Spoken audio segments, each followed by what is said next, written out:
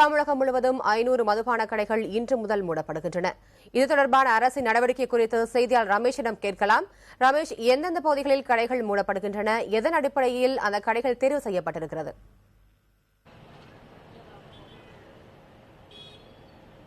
ரத்திகா, நாம் தற்போது கூட வேளச்சேரியில் மூடப்பட்ட ஒரு கடையின் அருகே இருக்கிறோம். வேளச்சேரி விஜயநகர் பேருந்து நிலையம் இருக்கக்கூடிய பகுதியில் ஒரு டாஸ்மாக் கடை மூடப்பட்டிருக்கிறது. சென்னையை பொறுத்தவரை சென்னை மண்டலத்திலே 3ஆக பிரித்திருக்கிறார்கள். காஞ்சிபுரம், திருவள்ளூர், சென்னை.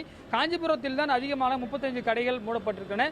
சென்னை மாவட்டத்தில் மட்டும் 7 கடைகள் மூடப்பட்டிருக்கின்றன. சென்னையை 3 பகுதிகளாக பிரித்திருக்கிறார்கள்.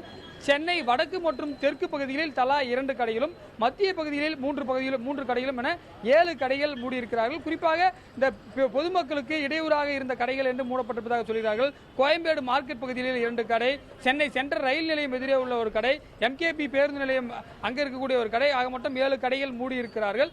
இது மட்டும் இல்லாமல் இந்த ஒட்டுமொத்த லிஸ்ட்ல பார்க்கும்போது சேலம் மாவட்டத்தில் ஒரே ஒரு கடை கூட மூடப்படாமல் இருக்கிறதை பார்க்க முடியுது. அதிகபட்சமாக ராமநாதபுரம் மாவட்டத்தில் 36 கடைகள் மூடப்படும் என்று அறிவித்திருக்கிறார்கள்.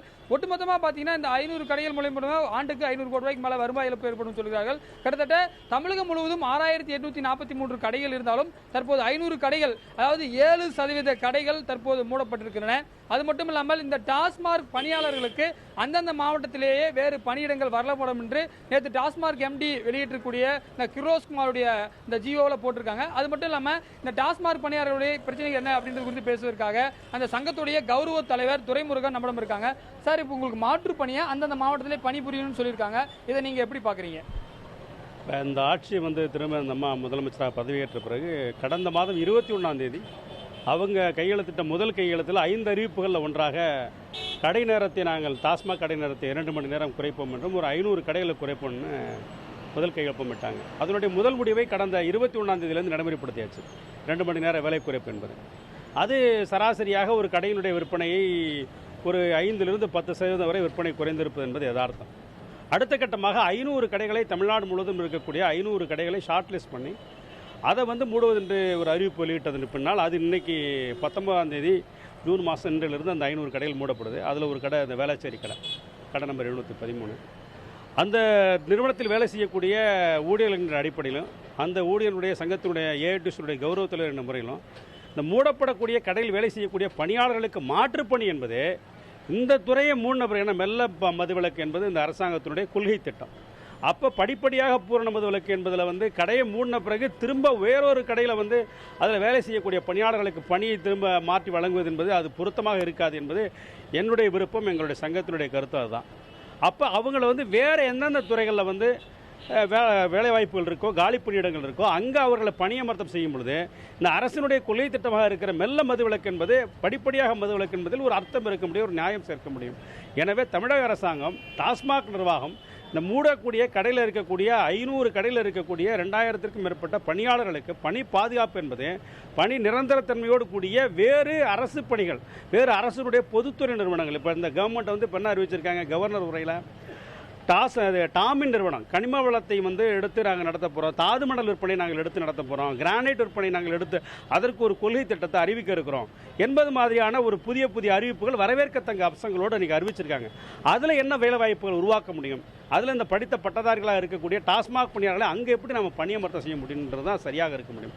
அதை விடுத்து ஒரு 10 ரூபாய்க்கு வியாபாரத்துக்கு பழுதில்லாமல் இந்த கடையை மூடுறது என்பது ஒரு மதுவிலக்கினுடைய தாற்பயமாக கண்டிப்பாக இருக்க முடியாது.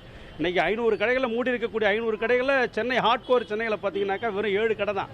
அந்த 7 கடை கூட பார்க்கிங் ஃபெசிலிட்டி இல்லாத கொஞ்சம் டிராஃபிக் டிஸ்டர்பன்ஸ் இருக்கக்கூடிய கடைகளாக பார்த்து தான் எடுத்திருக்காங்க.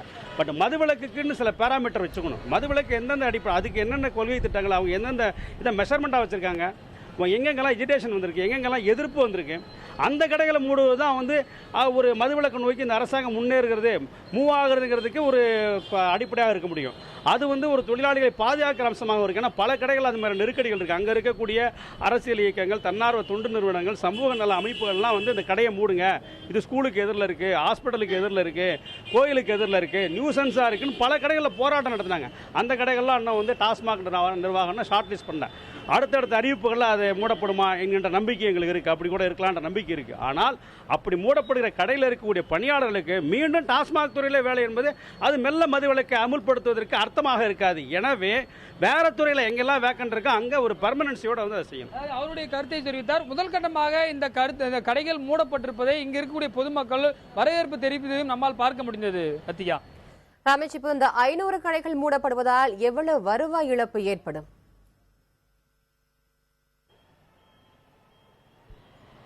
அதாவது பார்த்தீங்கன்னா ஒவ்வொரு மாவட்டத்திலும் தலா 2 to 7 கடைகள் என பல்வேறு பகுதிகளாக பிரித்து எடுத்திருக்கார்கள். நான் ஏற்கனவே குறிப்பிட்டது போல மதுரை மண்டலத்தில் 201 கடைகள், கிட்டத்தட்ட ராமநாதபுரம் மாவட்டத்தில் 36 கடைகள் என மூடப்பட்டிருக்கிறது. சில விவரங்களை நாம் எடுத்து பார்க்கும் பொழுது அதிகபட்சமாக வருவாய் உள்ள மாவட்டங்களில் கடைகள் குறைவாக மூடப்பட்டிருப்பதை நம்மால் பார்க்க முடிகிறது. குறிப்பாக தருமபுரி, கிருஷ்ணகிரி, அதே போல திருப்பூர் போன்ற மாவட்டங்கள் எல்லாம் டாஸ்மாக் வருவாய் அந்த கணக்கீடுகளை எடுத்து பார்த்தால் மாவட்ட அளவில், மாநில அளவில் முதலிடம் வரக்கூடிய இடங்களாக வருவாய் அளவில் இருக்கிறது. அந்த அடிப்படையில் பார்த்தீங்கன்னா தருமபுரி மாவட்டத்தில் ஒரே ஒரு கடை தான் மூடி இருக்காங்க. அது மட்டும் இல்லாமல் சேலம் மாவட்டத்தில் ஒரு கடை கூட மூடல. அது போன்ற சில விஷயங்கள் இருக்கிறது. அதாவது வருவாய் அதிகமாக உள்ள மாவட்டங்களில் குறைவாக கடை மூடியிருப்பதை பார்க்க முடிகிறது. அது மட்டும் இல்லாமல் சில பொதுமக்கள் ஏற்கனவே சில எதிர்ப்பு தெரிவித்திருந்தாங்க. கோயில்கள் பக்கத்தில், பள்ளிகள் பக்கத்தில் இருக்கக்கூடாதுன்னு சொல்லியிருந்தாங்க. ஒட்டுமொத்தமாக பார்த்தோம்னா இதன் மூலமாக கணிசமான வருவாய் என்பது அரசுக்கு ஏற்படக்கூடிய ஒட்டுமொத்தமாக 6843 கடையில் 500 கடைகள் மூடப்பட்டது ஆண்டுக்கு 500 கோடி ரூபாய் இழப்பு ஏற்படும் என்று அந்த தகவல்கள் நமக்கு தெரிவிக்கின்றன. ரத்தியா.